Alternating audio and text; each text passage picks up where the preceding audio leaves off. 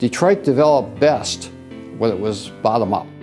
When small communities, small parishes, small schools were formed, that's when Detroit prospered. My name is Harry Vereiser, and I grew up in Detroit. I teach at the University of Detroit Mercy. I have just written a book called It Didn't Have to Be This Way, which is a critique of the interventionist system, which has, I think, caused an awful lot of this trouble. It was a very vibrant city when I was a kid, and it was really the glory days of Detroit. It was the glory days of the automobile, and Detroit really grew up as a collection of communities. And I would stress this, government doesn't create community. The government's part of community, but community is much wider. And Detroit was ideally located, because in the north you had all the iron ore, and in the south you had all the coal, and it was all connected by water. So it was a very, very inexpensive place to build things. So by 1951, Detroit had the highest standard of living in the world. It had 1.8 million people, because remember, one of the things that makes a city grow is cost. In those days, you didn't have an income tax, you didn't have an inheritance tax. I mean, Henry Ford started in a little bicycle shop. All the money he made was plowed back in the Ford Motor Company. So that's what built Ford Motor Company, as well as a lot of other companies. Today, that'd be very difficult to do, because it's very difficult to hold on to those profits, and you have to go to outside financing. We're about to witness the very exciting story of a city and its people. I really marked the fall in 1961 with the election of Jerome P. Cavanaugh. Cavanaugh brought in the Detroit city income tax. And as soon as you had the city income tax, immediately you had pressure from companies to move out. AAA was the first one to move out across the 8 Mile Road. And all they had to do is move 8 miles out to 8 Mile Road or Telegraph Road, and there's no income tax. So suddenly now it became more costly to live in Detroit. We have the highest taxes in the state. Detroit is a very costly place to live.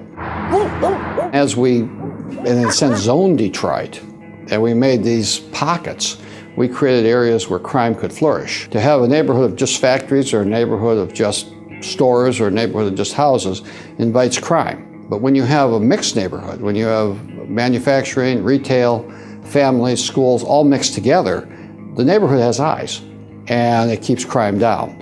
And of course, as crime flourished, and it was more expensive, and we continued to increase taxes, people moved out.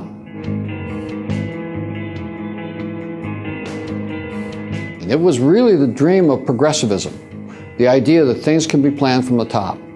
Detroit developed best when it was bottom up. When small communities, small parishes, small schools were formed, that's when Detroit prospered. And the more centralization you got, and the more pulling things up to the top, the worse it got.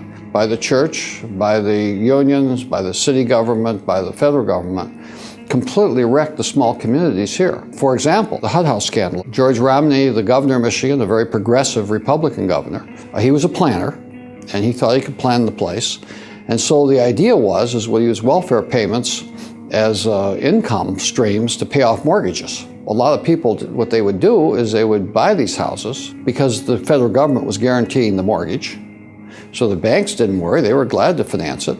And the people then would move in, not having any respect for property, would strip the houses of anything valuable, and they'd move on to the next house.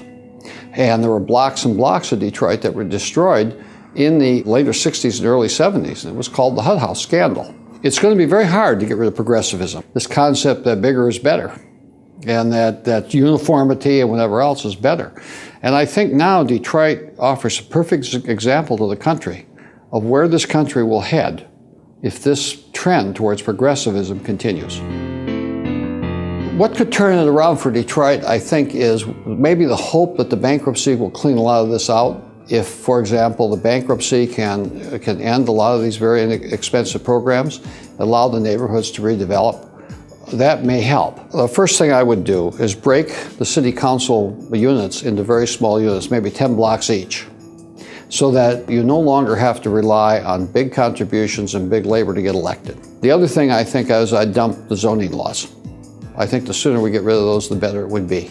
Now, we're not going to get the large industrial plants because that's gone by the boards. I mean, manufacturing today is not done with 10,000 people in the plant. It's done in very small, diversified industries. A city survives on a wide group of ages. You have to have young couples having children who will send their kids to schools that are safe and academically excellent. You have to have parents, obviously, and middle-aged folks. And you have to have old folks, because they're the eyes of the neighborhood. And we have to realize that the community has to develop itself. It's organic.